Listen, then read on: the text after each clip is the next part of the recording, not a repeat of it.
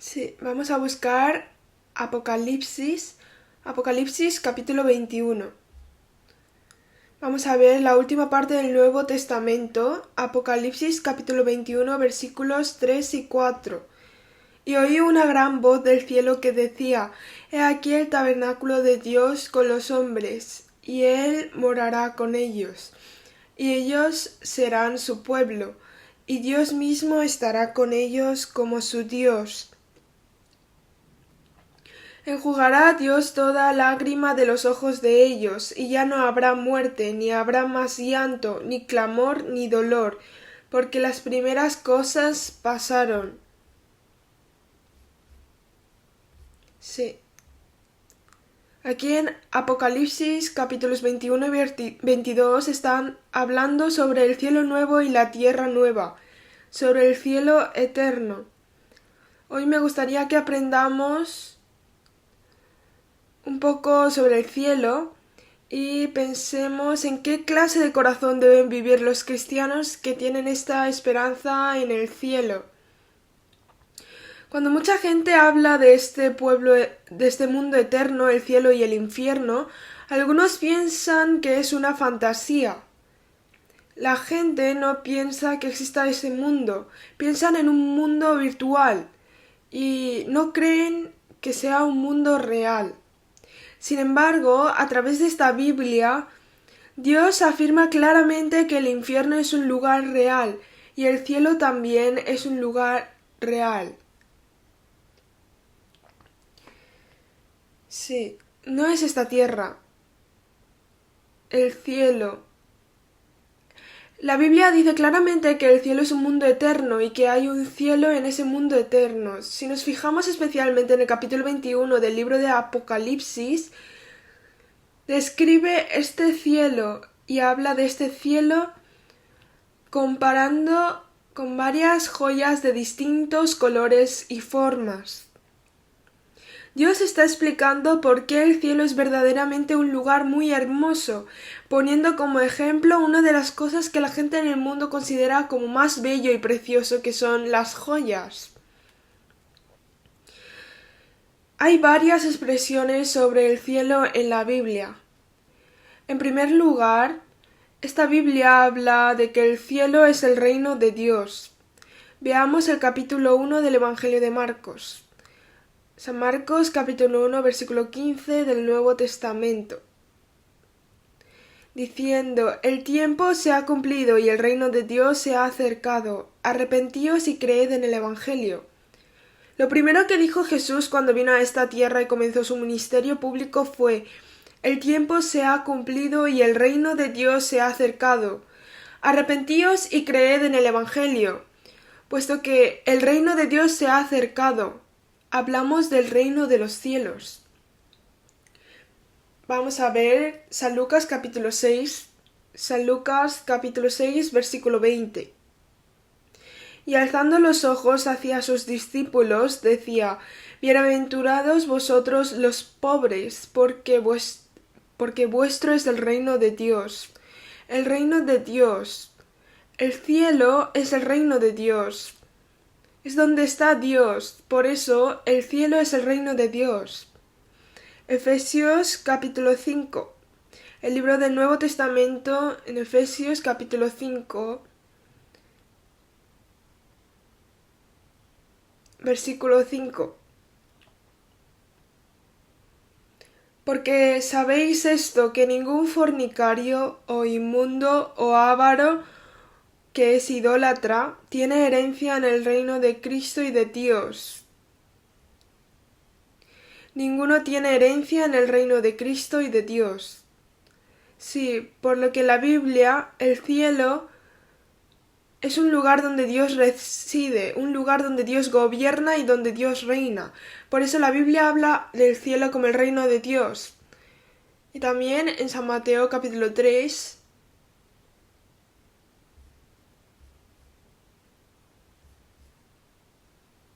versículo 2. Y diciendo: Arrepentíos, porque el reino de los cielos se ha acercado. Arrepentíos, porque el reino de los cielos se ha acercado. Los cielos. Se dice claramente que son los cielos. Y no decimos que Dios está en lo alto, así que este cielo, el reino de Dios, se expresa nuevamente como cielo. San Lucas capítulo 10, versículo 20.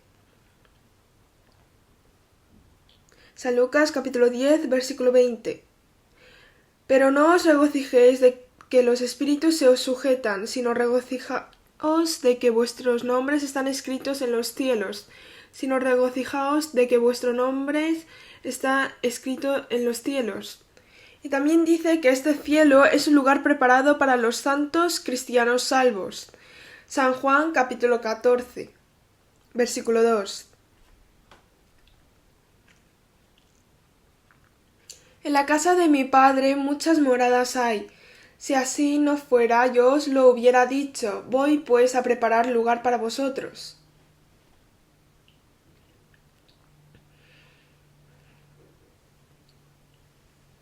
Este lugar, el lugar para los cristianos salvos, es el cielo. Está escrito que esta es la casa de mi padre. Entonces, ¿qué clase de personas van al cielo? Los cristianos salvos.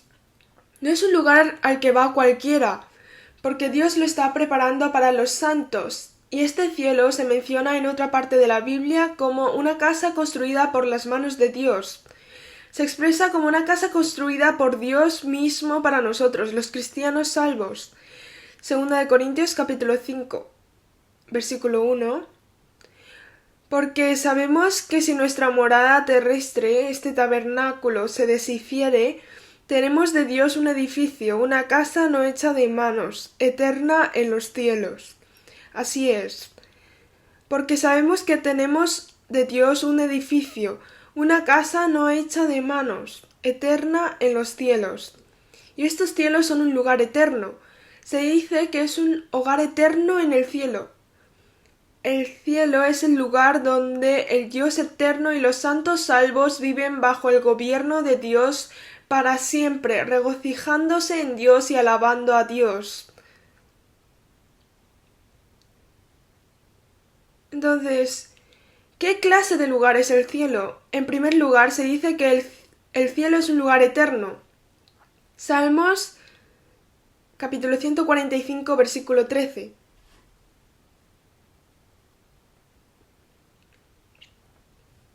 Salmos capítulo 145, versículo 13. Tu reino es reino de los siglos, es reino de todos los siglos, y tu señorío en todas las generaciones.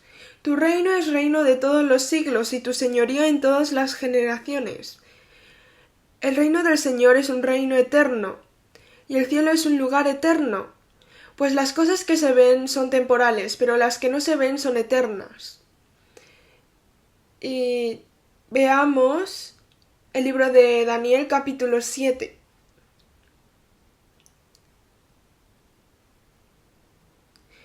Daniel capítulo 7, versículo 13.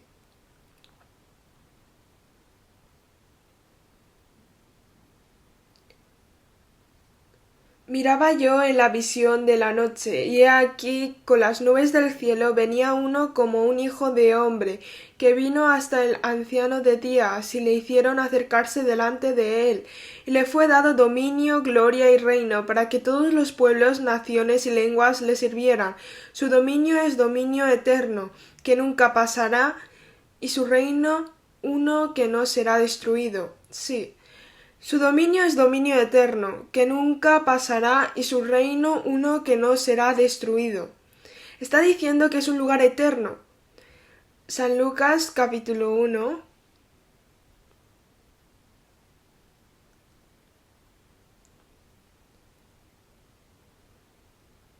San Lucas capítulo 1, versículo 33.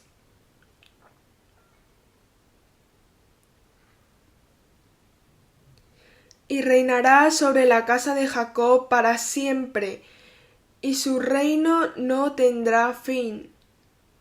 Sí. Y reinará sobre la casa de Jacob para siempre, y su reino no tendrá fin. Y su reino no tendrá fin, será eterno. Vamos a buscar también segundo de Pedro, capítulo 1. Segundo de Pedro, capítulo 1, versículo 11. Porque de esta manera os será otorgada amplia y generosa entrada en el reino eterno de nuestro Señor y Salvador Jesucristo. El reino eterno de nuestro Señor y Salvador Jesucristo. El reino eterno es el cielo eterno, y la razón por la cual este cielo no es visible a nuestros ojos es porque es un lugar eterno y no pertenece a este mundo. San Juan capítulo 18. En el Nuevo Testamento, San Juan capítulo 18, versículo 36. Respondió Jesús: mi reino no es de este mundo. Si mi reino fuera de este mundo, mis servidores pelearían para que yo no fuera entregado a los judíos, pero mi reino no es de aquí. Mi reino no es de este mundo. Mi reino no es de este mundo significa que su reino no es del mundo. Y dijo que es del reino glorioso.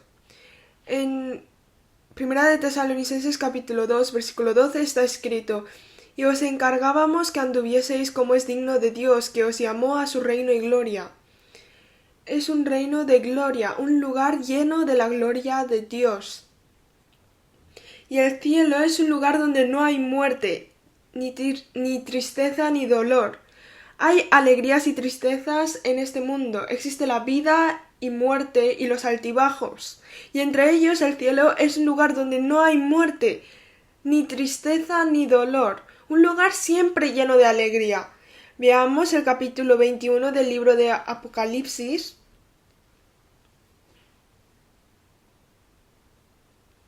Versículo 4. Esta es la primera palabra que hemos visto hoy. Enjugará Dios toda lágrima de los ojos de ellos, y ya no habrá muerte, ni habrá más llanto, ni clamor, ni dolor, porque las primeras cosas pasaron. Sí.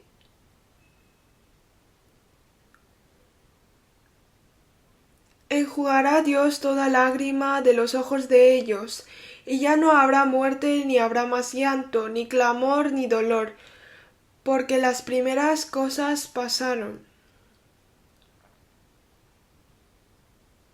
¿No vino a este mundo la muerte, el nacimiento, la vejez, la enfermedad y la muerte a causa del pecado? Pero ahora el cielo es un lugar eterno y un lugar sin pecado. Entonces el cielo es un lugar donde no hay tales consecuencias del pecado. Y el cielo no es un lugar imaginario, sino un lugar real. El cielo es un lugar real. San Lucas capítulo 23.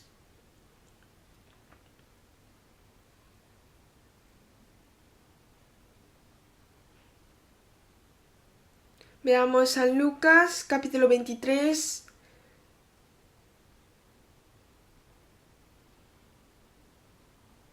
Versículo 42. Y dijo a Jesús: acuérdate de mí cuando vengas en tu reino.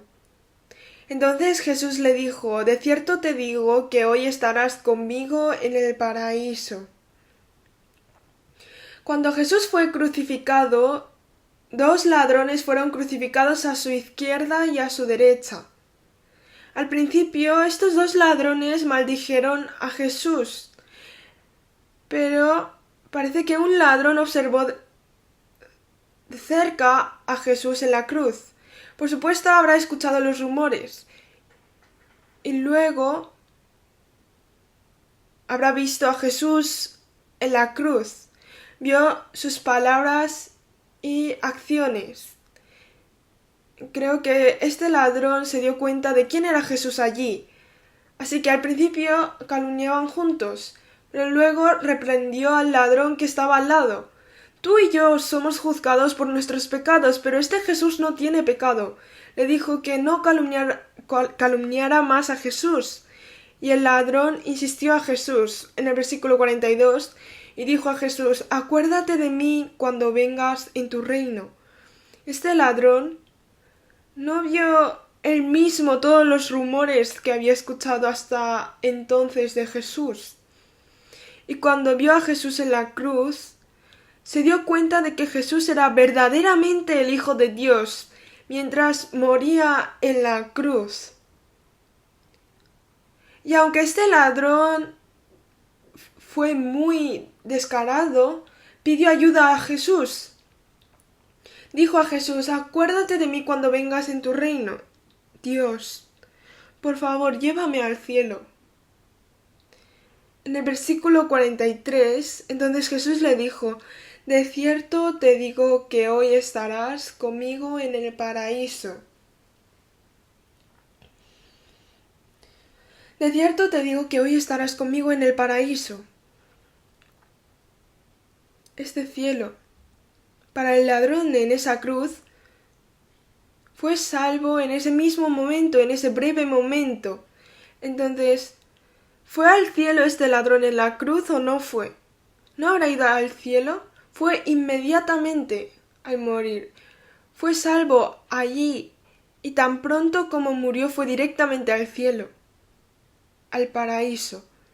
Algunas personas hablan del infierno de esta Biblia y también Jesús habló mucho del infierno. Sin embargo, cuando Jesús habla del infierno, las palabras que usa es Gehenna. Pero este lugar se cree que era donde se tiraba la basura y se quemaba toda esa basura, en el valle del hijo de Hinnom, que se llamó Gehenna. Por eso este lugar es simbólico. Hay gente que afirma que el infierno del que habló Jesús no se refiere al infierno real, sino al basurero donde está el valle de hijo de Hinnom. Por eso dicen que no existe el cielo ni el infierno eterno. Pero si miramos aquí dice: hoy estarás conmigo en el paraíso. Este paraíso se llama parada en el idioma original. En aquella época se decía paraíso al lugar imaginario en el lado iraní de Persia.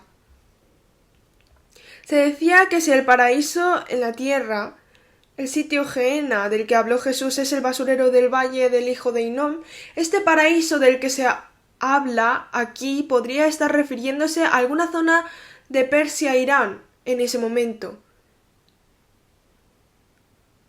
¿De qué está hablando Jesús? Está hablando del cielo.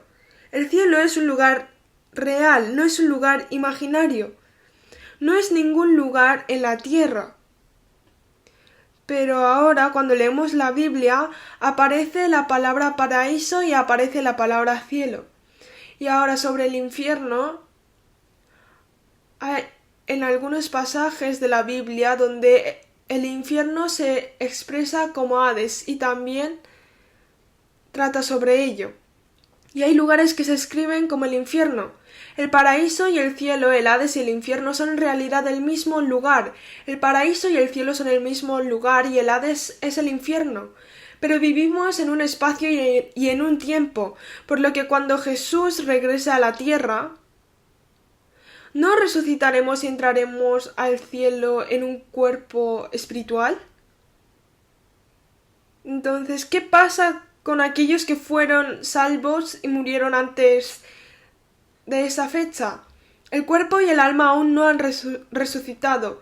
Por eso el cielo donde los cristianos salvos van para siempre, antes de que Jesús regrese a la tierra, se llama paraíso. Y ahora, cuando Jesús regrese a esta tierra y nuestros cuerpos resuciten como cuerpos espirituales, el lugar a donde vamos vestidos con cuerpos espirituales es el cielo. El lugar donde va el cuerpo resucitado es el cielo y el lugar donde va el espíritu es el paraíso. Asimismo, ¿cuándo será la resurrección de los impíos? La resurrección de los impíos ocurrirá cuando Jesús regrese a la tierra y los cristianos salvos resucitarán primero. ¿Qué tal les parece? Después de que este mundo termine, se establecerá un reino de 1000 años en esta tierra. Luego, durante el reino de milenio, Satanás será liberado por un momento y este mundo desaparecerá por completo y entraremos al mundo eterno. Y tras eso está el juicio del trono blanco en el libro de Apocalipsis. La resurrección de los impíos es en el tiempo de juicio del trono blanco, que aprendemos esto en el libro de Apocalipsis. Por lo que el infierno del Hades es un lugar donde va el espíritu y se une el cuerpo y el espíritu en el momento del juicio del trono blanco y se viste de ese cuerpo espiritual que nunca morirá. Hay una diferencia de tiempo entre la resurrección de los cristianos salvos y la resurrección de los impíos, y la resurrección de los justos y la resurrección de los malvados. Alrededor de unos 1000 años. Creo que pueden entenderlo de esta manera, y ahora cuando lleguemos al cielo seremos como Dios. Tendremos un conocimiento completo. Veamos 1 Corintios capítulo 13. 1 Corintios capítulo 13, versículo 12. Ahora vemos por espejo oscuramente, mas entonces veremos cara a cara. Ahora conozco en parte, pero entonces conoceré como fui conocido. Lo que nosotros vemos ahora es lo que conocemos en parte. No podemos saber nada más de lo que está escrito en la Biblia, así que Dios nos dice que no nos desviemos de estas palabras, que no añadamos ni restemos. Nosotros no conocemos el 100% de los muchos secretos y planes de Dios. Esta Biblia es un libro perfecto. Sin embargo, hay algo que podemos malinterpretar. Como mucha gente dice que esta Biblia es perfecta, hay algunos que piensan que en esta Biblia lo contiene todo. Eso es otra palabra. El ser perfecto y contenerlo todo tienen significados distintos. En esta Biblia no contiene toda la voluntad y los planes de Dios, ni todo lo que tenemos curiosidad. Que esta Biblia sea perfecta no significa que contenga todo lo que tenemos curiosidad, sino que está completa en términos de lo que está escrito en ella. De modo que lo que sabemos probablemente sea limitado. Por este motivo, incluso después de que hayamos recibido la salvación y mientras llevamos la vida de fe, hay muchas preguntas sin resolver en nuestro corazón. ¿Por qué Dios no nos dijo todo sobre eso? Debido a que no necesitamos saber mucho para recibir la salvación y vivir en esta tierra. Dios ha llenado completamente esta Biblia solo con las cosas más importantes y necesarias que necesitamos saber. De tal forma que mientras vivimos nuestras vidas de fe, a veces hablamos con personas no creyentes y hacen preguntas. Hay algunas preguntas de las que podemos responder porque hay respuestas claras en la Biblia, pero ¿qué pasa con algunas preguntas? ¿Qué pasa con las preguntas de las personas no creyentes? ¿No hay veces preguntas cuyas respuestas son difíciles? La razón en la que Dios no dejó escrito es porque no es necesario saber eso. Por tanto, no está mal ni es incorrecto decir que no sabemos lo que no sabemos. Simplemente decir no sé lo que no sé, dado que no está registrado en la Biblia hasta esas cosas. Puede simplemente decir que no lo sabe, pero Dios lo sabe todo. ¿Cuándo se resolverá ese conocimiento? Cuando vayamos al cielo. Todas las preguntas tendrán respuesta. Eso es exactamente lo que dice. Ahora vemos por espejo oscuramente. El espejo de aquel entonces no es el espejo que tenemos hoy. En aquella época los espejos se fabricaban de cobre, así que aunque se miraba no estaba limpio, estaba borroso. Eso es exactamente de lo que está hablando. Oscuramente, mas entonces veremos cara a cara al Señor con el cuerpo resucitado. Ahora conozco en parte, pero entonces conoceré como fui conocido. Tendremos el conocimiento completo. ¿No es algo muy asombroso? Por eso, no hay necesidad de fatigarse meditando y tratando de explicar los problemas inmediatos no resueltos en la vida mientras vivimos nuestra vida de fe, o con los problemas sobre los que tengo curiosidad en términos de conocimiento, pero que no pueden resolverse. Es dejar lo que no sabemos.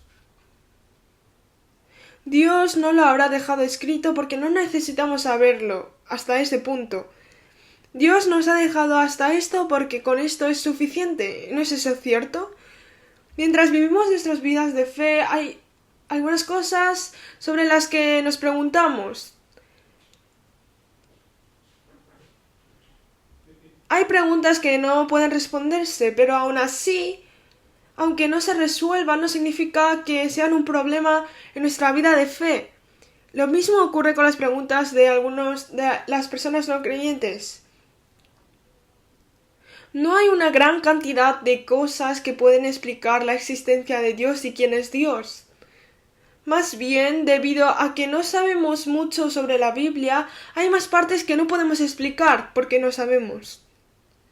Por eso tenemos que estudiar la Biblia con más diligencia.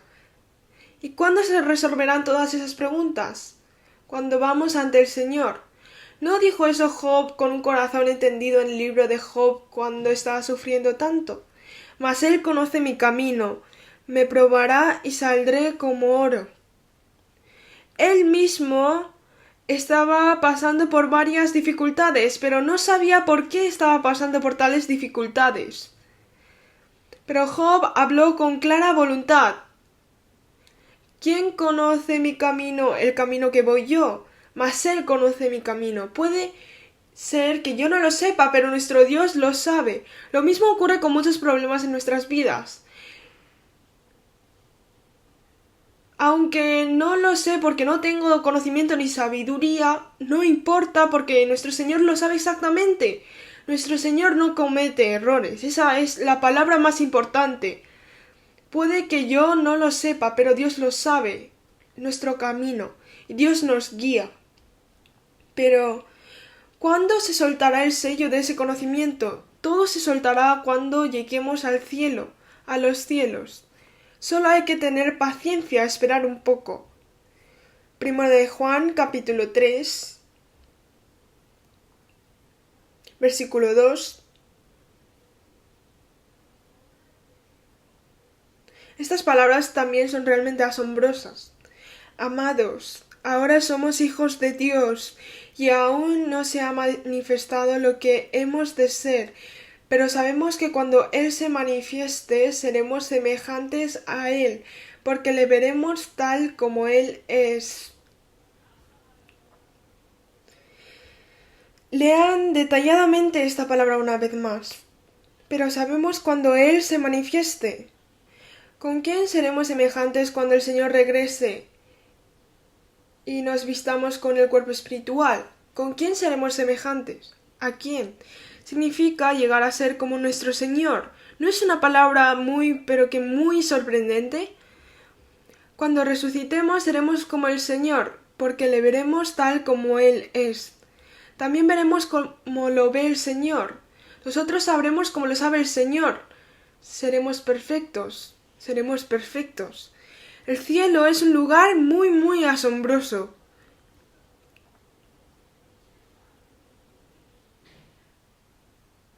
Personalmente, preparando este contenido sobre el cielo,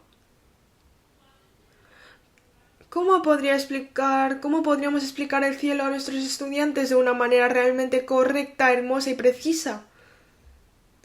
Sin embargo, el cielo no se puede explicar completamente usando el lenguaje humano, porque con nuestra experiencia, no importa todo lo bueno de este mundo o todo lo que nos haga feliz en este mundo, porque se puede comparar esto con el gozo de los cielos.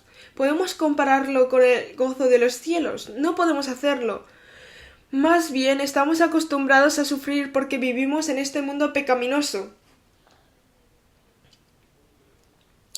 De manera que si explicamos el infierno podemos explicarlo de manera realista, porque es el lugar que experimentamos y en el que vivimos, pero el cielo es algo que nunca hemos experimentado. No creo que haya palabras para describir lo bueno que es o lo hermoso que es el lugar. ¿Qué clase de lugar es este cielo? Creo que sería magnífico si se pudiera explicar muy bien para que cualquiera que lo escuchase pueda decir que de verdad quiere ir al cielo. Pero con la experiencia humana y con el lenguaje humano no es posible explicar este cielo. Primera de Corintios capítulo 2 versículo 9. Primera de Corintios capítulo 2 versículo 9. Antes bien, como está escrito, cosas que ojo no vio, ni oído oyó, ni han subido en corazón de hombre, son las que Dios ha preparado para los que le aman.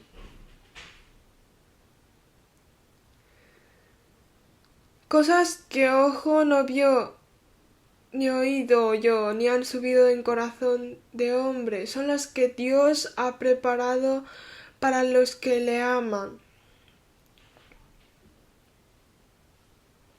Está más allá de la imaginación.